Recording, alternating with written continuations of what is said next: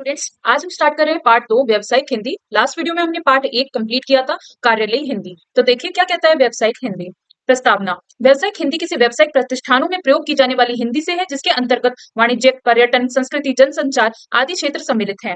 इसका कार्य ऐसे भी व्यापारिक संगठन, सरकारी प्रतिष्ठान या व्यापारिक उद्देश्य से संबंधित संस्थान अथवा व्यक्ति के बीच संपर्क के लिए किए जाने वाले पत्र व्यवहार है जिसके द्वारा वे अपने उद्देश्य की प्रतिपूर्ति कर सके। तो आपको इसकी प्रस्तावना से समझ में आ गया होगा व्यावसायिक हिंदी क्या होता है। व्यावसायिक हिंदी वह हिंदी है जो सिर्फ व्यावसायिक प्रतिष्ठानों में यूज की जाती है। पर्यटक, वाणिज्य, संस्कृति, जनसंचार मतलब आपको जहाँ व्यापार करना हो तो वहां की जो भाषा होती है उसे हम व्यावसायिक हिंदी बोलेंगे। आइए इसको और डिटेल में समझते हैं। पिछले पार्ट में कार्यालयी हिंदी के संबंध में विचार करते हुए हिंदी के विभिन्न प्रतिरूपों पर विचार किया गया था, जिसमें यह स्पष्ट किया गया था कि हिंदी के सभी प्रतिरूप पूर्ण रूप से एक होते हुए भी भिन्न होते हैं, क्योंकि हम उनको कैटेगरी में डिस्ट्रीब्यूट कर देते हैं। जैसे हमने अपने लास्ट चैप्टर में देखा था, हमने हिंदी को व्यावसायिक हिंदी, कार्यालयी हिंदी, जन समाज की हिंदी ऐसे डिस्ट्रीब्यूट कर दिया था। जहां सामान्य जन की हिंदी अनौपचारिकता से युक्त होती है और इसके अंतर्गत भाषिक संरचना के नियमों से कुछ छूट मिल जाती है।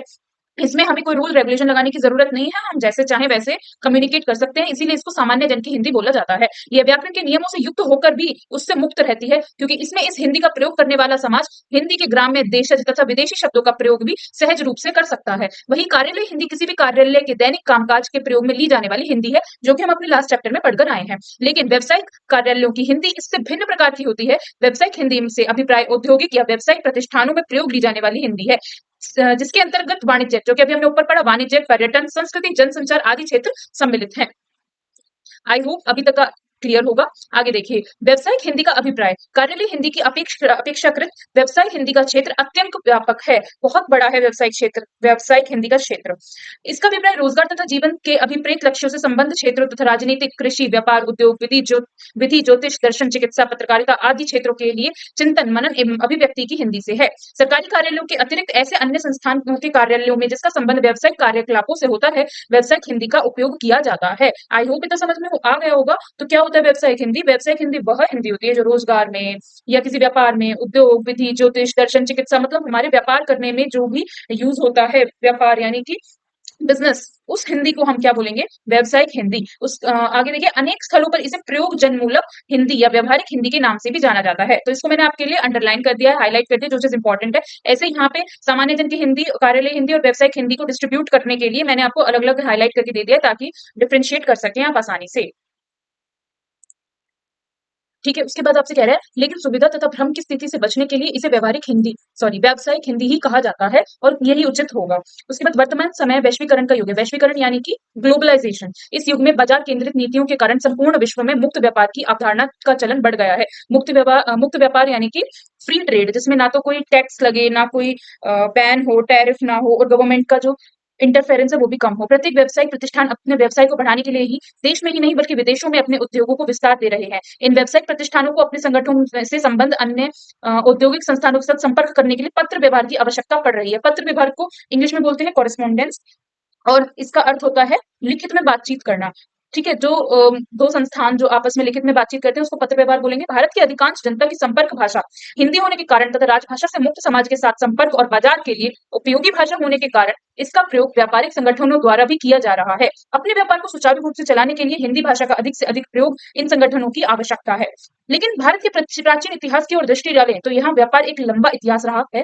भारत के व्यापारी विश्व के अनेक राष्ट्रों में व्यापार के लिए यात्राएं किया करते थे, लेकिन तकनीक के आगमन से वैश्विक व्यापार को गति प्रदान की है। टेक्निक जो हमारे पास आ गई है, टेक्नोलॉजी आ गई है, उससे हमारा वैश्विक व्यापार और ज्यादा बढ़ गया है, उसने स्पीड पकड़ ली है। किंतु वैश्विक संदर्भों में देखा जाए तो अंग्रेजी के प्रचार प्रसार और प्रभाव के कारण वहां हिंदी भाषा में पत्र व्यवहार संभव नहीं है, क्योंकि हम दूसरी कंट्रीज में जाएंगे तो वो लोग तो हिंदी को जानते ही नहीं है, या फिर यूं बोले हिंदी को बहुत कम जाना जाता है, तो वहां तो इंग्लिश भाषा का ही यूज मोस्टली देखा जाता है।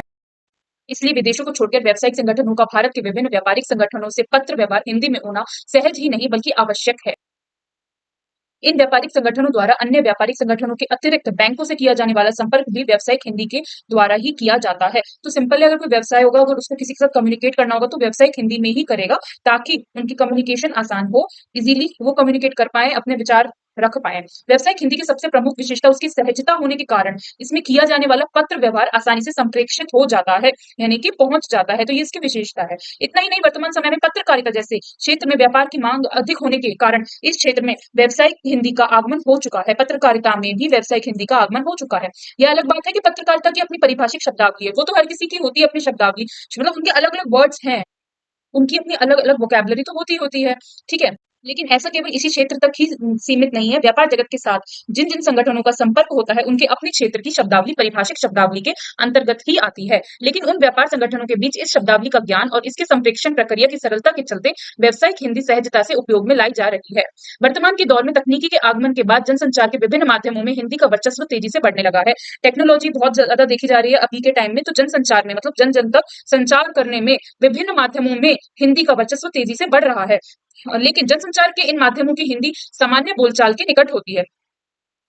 लेकिन मानवता की दृष्टि से वह भी निर्धारित मापदंड पर सही नहीं ठहरती। इसका कारण क्या है कि जनसंचार का मुख्य उद्देश्य समाज के विशाल वर्ग तक सामाजिक जीवन के विभिन्न क्षेत्रों की सूचना का संप्रेषण करना है, और भारत जैसे विशाल राष्ट्र में सरल और सुबोध भाषा के द्वारा ही विशाल जन समुदाय तक अभिव्यक्ति संभव हो सकती है। तो जो सरल से सरल होगा, जिससे लोग ज्यादा से ज्यादा समझ सके, वही भाषा का यूज किया जाएगा। इसीलिए जनसंचार के माध्यमों में भी हिंदी के अतिरिक्त अन्य भाषाओं को शब्दों का व्यवहारिक प्रयोग से उसे मानकता से परे करता है, क्योंकि सिर्फ हिंदी हिंदी से हम कम्युनिकेट नहीं कर पाते हैं। कई लोग होते हैं जो हिंदी नहीं समझ पाते हैं, इसलिए और भी अन्य भाषाओं का प्रयोग करना पड़ता है।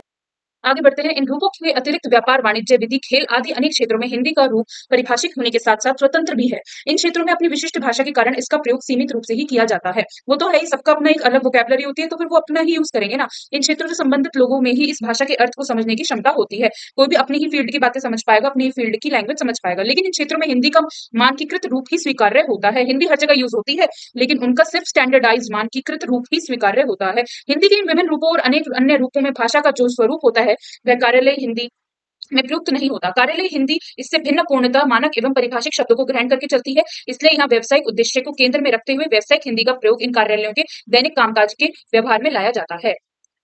मूल रूप से व्यावसायिक हिंदी का उपयोग एक व्यवसाय द्वारा उसके व्यवसाय के हितों के आधार पर दूसरे व्यवसाय अथवा उसके व्यवसाय से संबंधित किसी व्यक्ति को पत्र लिखना आदि के अंतर्गत आता है। इसमें अपने माल के संबंध में पूछताछ करना, व्यावसायिक हिंदी में जो व्यवसाय में यूज होता है, तो उसमें क्या क्या चीजें इंक्लूड होगी? माल के संबंध में पूछताछ करना, समय पर आदेश देना, खराब माल की शिकायत करना, माल प्राप्ति की सूचना भेजना, माल के भुगतान अथवा बकाये से संबंध लिखना। तो मतलब आप देख रहे हो ना, ये सब बिजनेस से रिलेटेड है, जिनका उद्देश्य व्यावसायिक संगठन द्वारा अपने व्यवसाय में वृद्धि करना, ग्राहकों में वृद्धि करना, अपनी साख को बढ़ाना, पुराने ग्राहक में अपनी पैठ बनाए रखना, ग्राहकों की शिकायत तुरंत ध्यान देना, ग्राहकों का नया बाजार ढूंढना, ऋण की वसूली, पारस्परिक मतभेदों को दूर करना और अपने संगठन तथा ग्राहकों के बीच समन्वय स्थापित करना।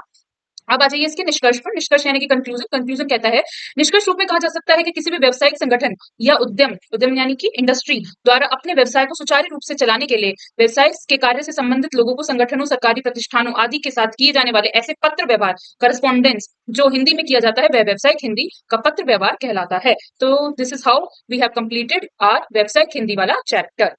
आगे देखते हैं इसके अभ्यास प्रश्न। व्यावसायिक हिंदी को परिभाषित कीजिए। इसकी परिभाषा लिखनी है आपको।